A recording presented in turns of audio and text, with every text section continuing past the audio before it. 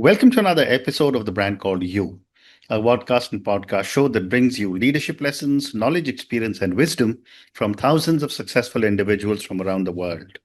I'm your host, Ashutosh Garg, and today I'm delighted to welcome a very senior and accomplished professional and an author from Houston, USA, Bryan Blakney. Bryan, welcome to the show. Thank you so much for having me. Great to be here. Thank you. Bryan is a therapist and an author. He's an author of a book titled Top Secret: Declassifying the Meaning of Life.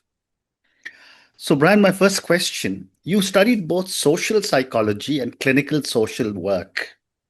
How did those disciplines shape the way you understand human behavior and purpose? Oh, it's quite a question. In this journey of human behavior, one thing that has definitely stood out is how human beings are. Of course, we're very complicated creatures, complicated beings, and so in particular, it's the way in which we strive to meet both biological and psychological needs, particularly our needs for certainty and our needs for significance. Right. And another element of that is we often like to think of our personalities or how we develop our unique traits as just happening in a bubble oftentimes. It's like, well, why would anyone choose to be a certain way? But we forget that because we are such social creatures, that we are very much shaped by the world. So there's this concept called the looking glass self. Correct. He states that I don't just see myself based on who I truly am or would like to be, but oftentimes I see myself based on how I think others perceive me. And that's why our self-esteem or our self-worth sometimes, or our responses can be greatly affected by the environments in which we're in, whether we feel accepted, rejected, judged, or adored. Amazing. So amazing. What first sparked your lifelong fascination with the question, what is the meaning of life? So a number of things. One was, of course, some traumatic events that certainly awakened a bit of consciousness. But also a near-death experience that my mother had, which profoundly shaped my development, being aware that the likelihood that consciousness continued after the life of the body. But at the simplest level, when I was 10, my mother and I, we went on a trip to several countries, and the first country was Israel. Okay. And we visited Jerusalem along the way. Yeah. And as we're getting off the bus in Jerusalem, there was someone came up to us and said, "Hey, would you like me to take your picture?" And so I was holding our camera around the strap around my neck, and my mom tapped me and said, "It's okay. You can hand the camera and have them take a picture of us." Well, this gentleman steps back several feet to take our picture, and then he says, "1, 2, 3." Takes the picture and runs off with our camera. Oh, wow. And what was amazing was that our tour guide was not having it that day. And he takes off running after this van. And so at a short, not too far distance, maybe 100 feet, he catches up to the guy. And he grabs him with one hand. He grabs him violently, and then with the other hand, he grabs our camera, and he shakes him and reprimands him. And I'm thinking, at a young age, I'm thinking, wow, this tour guide doesn't even know us. Yeah. And yet he's sacrificing. He's putting himself in harm's way. Correct. For strangers. And so it made me think, on the one hand, in terms of meaning, how could one man basically steal a camera from a child, and yet another man who doesn't even know us is willing to put his life on the line, put himself in harm's way. And so it was almost like a paradox. It was a contradiction. Like, how do I make sense of the meaning of this? Absolutely. What a great story. Thank you. What has surprised you Certainly. the most about human resilience? Ah, ooh.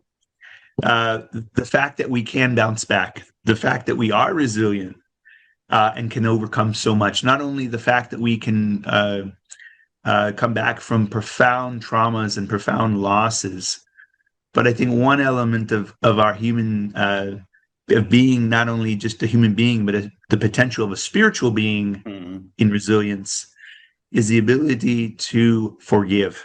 mm, And I think we don't have to look too far to find amazing or remarkable stories correct. of how people have forgiven conditions and circumstances Mm, that most people would consider unforgivable. mm. And I Very, think that's one thing that makes us profoundly resilient. very interesting. You speak about emotional and spiritual intelligence. How do the two complement each other? Mm. So I think one element of that is, first of all, I consider emotional intelligence almost a shorthand for virtue. So when I think of spiritual intelligence, I think of the ability to solve difficult problems using virtues, Mhm. qualities of character. And so I see that as kind of a lens through which we can look at the world. And with that said, intelligence, one of the aspects of emotional intelligence is Mhm. self-awareness, the ability to not only recognize and regulate our own emotions, but also to be able to recognize emotions in others Mm. and handle relationships effectively.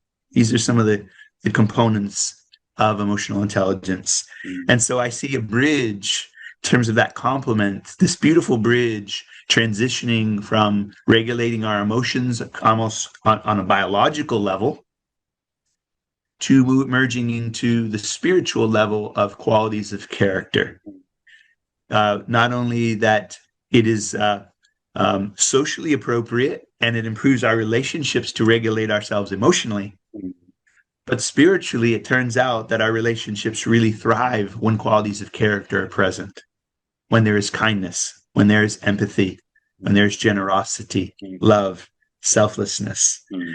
So I see them as complementing. So essentially, we have the biological regulation and the spiritual regulation, essentially. And the two, almost like rungs of a ladder, they both help us ascend. Great response. Thank you. Let's come to your book, Brian. Sure. Why did you choose the intriguing title, Top Secret Declassifying the Meaning of Life? Mm. So I love this question. And in beginning, at a young age, having had this experience of these travels. Mhm. Now, just briefly, my mother and I grew up. I grew up, not far from the poverty line. My mom had a change of circumstances that life was more challenging than we imagined. But my mom had one good year, and so these travels uh, brought some insights to me. And I Mm. realized that number one, travel is something that really broadens our horizons of possibility in the world that we live in. Mhm. Uh, and so I became aware of some insights at a young age that I felt weren't common knowledge. And then as I got older and I realized that there were great inequalities and corruption in the world, that education was not equal in the Mm. world. Mm. Some people, right, were given and had the opportunity at tremendous education, and other people were deprived of it. And so I saw that there was a sorting and a sifting. Some people were worthy, right, or had the resources for certain education. And so the word secret comes from its origins is to sort or to sift. And so I realized that there was a lot of sorting and sifting going on Mm. that kept humanity from having equal access, not only to education, but opportunity. And so I wanted to kind of convey Mm. this idea that there are insights that some of the world is being kept from. Mm. Amazing. The concept of nine keys sits at the heart of your book. What are these keys designed to help people discover? Aha. So these keys are essentially, they're designed to not only awaken a sense of consciousness, but to kind of be a guide to the path of higher truth, to awaken a curiosity for why we exist on this planet. With, as I mentioned briefly about my mother's near-death experience, and realizing that this physical world is essentially like a womb world, and that we have the opportunity to discover our purpose for being here on this planet. And so these 9 keys are what I felt at the time were the most important ingredients, collectively, the most important ingredients for awakening humanity. Right. How do these keys help people navigate anxiety, uncertainty, and/or conflict? Wow, that's kind of a loaded question. So I'll do my best with this one. They help us to number one, to better self-regulate. In other words, when we start to receive answers to our greatest questions, our deepest questions, the existential, like why am I here? Those answers bring a sense of clarity. They bring a sense of peace. One of the keys, the first key, is mindfulness. And so that key in particular can help us in terms of the element of anxiety, can help us to take kind of to do a reset, an emotional reset, a spiritual reset of why we're here on this planet. And simple ways to put this world into perspective. Because the book title is Declassifying the Meaning of Life. Correct. And meaning for human beings tends to be very malleable. It's not absolute. And so I think the fact that these keys enable us to, over time, to shift the meaning, and by shifting the meaning, we shift our experience within. Amazing. Can the keys be applied equally in personal life, relationships, and leadership situations? Absolutely. In fact, they ought to be applied across human endeavor, human experience. And part of that is that with emotional and spiritual intelligence, again, as bringing up this idea of qualities of character, virtue, that these qualities can enhance every aspect of human life. And so one of the chapters is on education. And the word education comes from the Latin educo, which in English we have the word educe. And the word educe simply means to draw out or pull from. Yeah. And so true education actually taps into our inherent qualities and gifts of spirit. It's as though if you think of a mine full of gems, that we have this opportunity to dive, to actually explore this mine within, to bring out these treasures that can enable humanity to benefit in each of these areas that you mentioned, whether it's in our personal life, family life, society. And which of the 9 keys, in your view, do people struggle with the most in today's day and age? Wow. This can certainly be debatable, but if we were to jump to the core, I would simply say love. Okay. Why? Because we struggle with self-love oftentimes, and we struggle with loving others. Correct. We struggle with loving humanity. To see the world we are one human family. This beautiful quote in the Baha'i writing says, the earth is one country and mankind its citizens. And so if I were to say, I would say love, because love is not just an idea. It's not a feeling. It's a decision. It's a commitment based on our beliefs, our values, our worldview. Very nicely said. In Sanskrit, which is one of the old languages from India, the two words are what are called Vasudev Kutumbakam, which really means that the world is one village. Beautiful. And this Beautiful. at least, I love that. and it's at least a few thousand years old, if not old, even I older. would imagine so. But moving Okay. on, Thank you for sharing Brian, that. thank you. A recurring theme in your work is unity.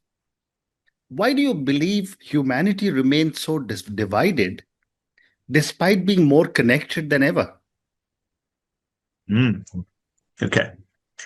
Uh, yes, I think the universe is we could say the universe and certainly our planet and the human body is founded upon unity. Mhm. Imagine the cells that make up our body, and how even the organs need to cooperate. And Yeah. so, what is in the way of that unity for human beings?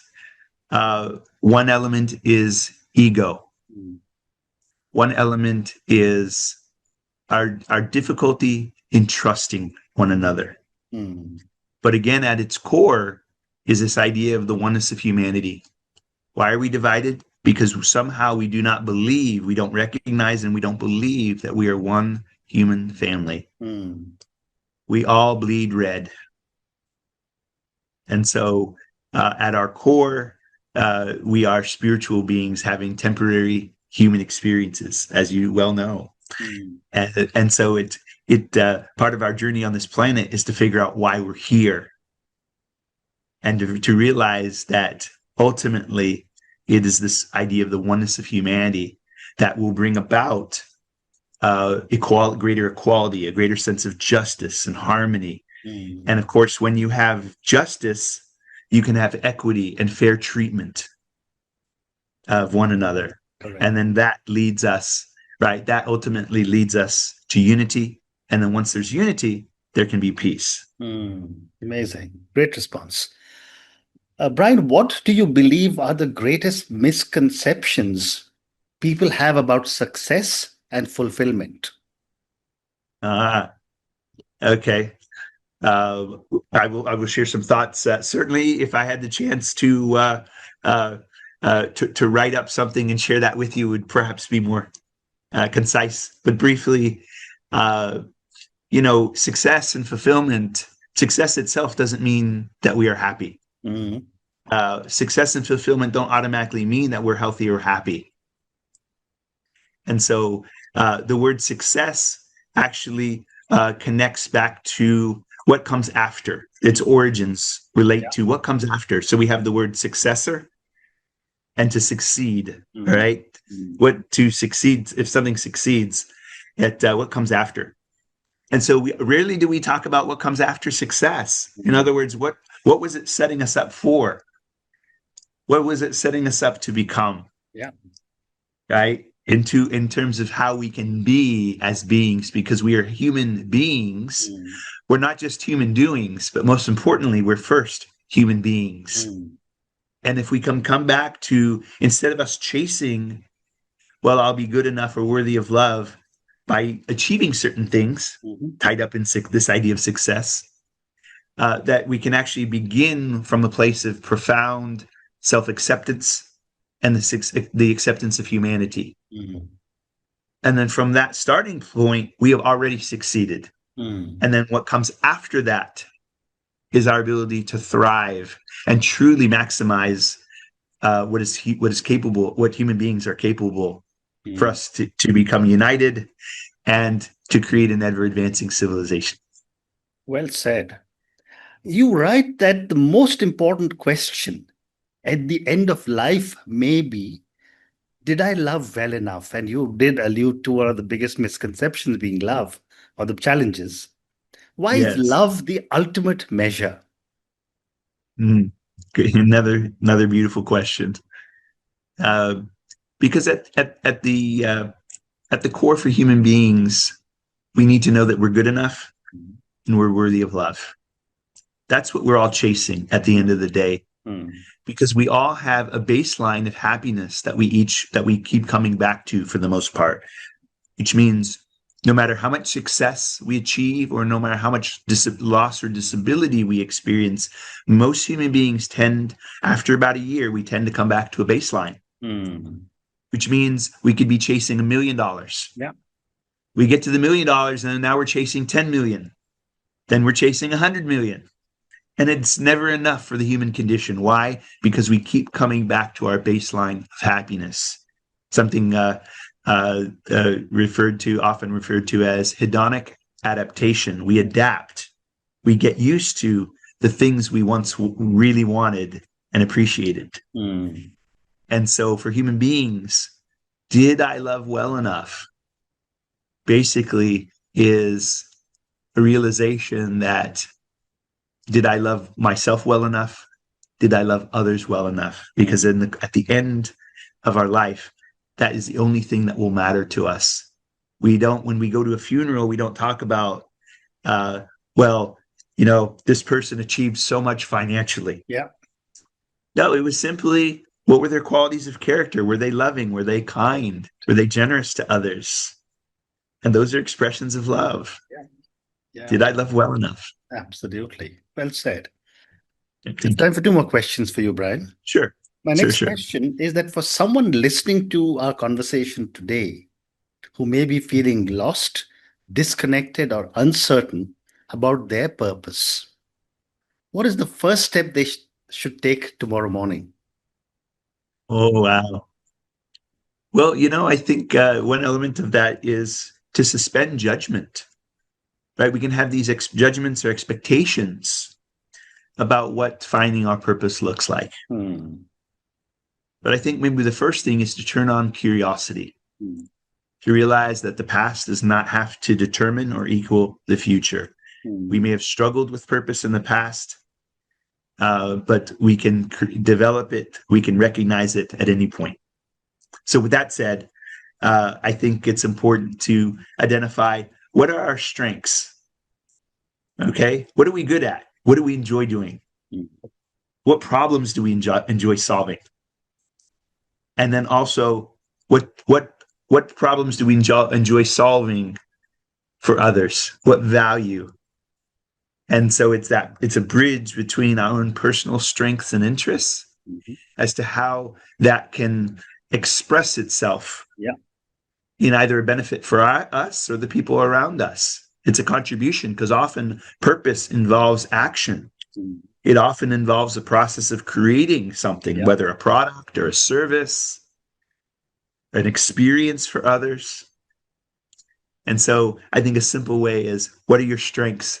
What are you passionate about? What problems are you excited about being able to solve? If money was no issue, it was no object. If you were a billionaire, I think a good place to start from is, if you were a billionaire, how would you spend your days? And what purpose would emerge if you felt like you had no limitations? Physically, mentally, emotionally, spiritually. You had unlimited resources, unlimited health, and unlimited time. What would you create? Well said. Well said. And my last question for you, Bryan. After decades as a therapist, student of human nature, and an author of Top Secret, if you could leave your audience with just one truth about the meaning of life, what would it be? One truth about the meaning of life. We are here on a grand purpose. We are not here randomly. The universe and the world is too complex. The interconnections between the millions of, and I repeat, millions of different species of life, the interconnections are too complex, too profound, too magnificent to be random. And so we are here on a magnificent, mysterious purpose that transcends this physical world, that this physical world is a womb world, essentially. Absolutely. And that perhaps the greatest secret, the greatest meaning, is that we are here in this womb to prepare for something greater. And our challenge, I think part of our free will of every individual in this lifetime, is to figure out why we are here. Not just our personal purpose, but to recognize, to discover the collective grand purpose as to why we are here. And then, of course, when we tap into that, there is a light that turns on. There is a joy. There is a love for ourselves and a love for humanity that is indescribable at that point. Because we realize we're not here on this planet just for ourselves. Absolutely. And on that note, Bryan, I just want to say what a fascinating conversation this has been with you. Thank you for sharing with me some incredible stories, including the amazing story you told me about your trip to Israel with your mother many years ago. Thank you for talking to me about your book and so many different aspects which seem to point us in a direction of what really it means to understand the meaning of life. And before I end, since you told me that for someone listening today, think about what your day would be like if you were a billionaire, I thought I must end with a small story that came to my mind about from Indian scriptures about this very wealthy king who had a barber, and the barber was always very happy. He would come every morning, shave the king, and he would be whistling and happy. And the king, who was the emperor of the whole world, so to speak, was always, worried about something or the other, the so-called billionaire. And so he asked his prime minister, why is this guy so happy all the time when he has nothing? And the barber said, well, let's put him into the circle of 99. And he says, what is the circle of 99? He says, put 99 gold coins and we'll quietly put it into his house. Next day, the barber came, brow furrowed, worried. So the king said, what happened? He says, someone put 99 gold coins in my house. So he said, but you have never had even one. You should be very happy. He says, no, I'm not happy because now I've got to get 100. So that's also a meaning of life, which I thought I must share with you, because billionaires are not necessarily the happiest of people.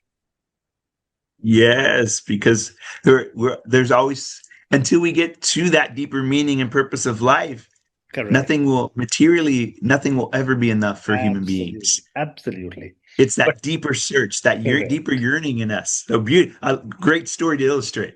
Thank you. Thank you again, Bryan, and wish you all the best. Thank you, Ashutosh. It's a pleasure. Thank you for the opportunity. Thank you.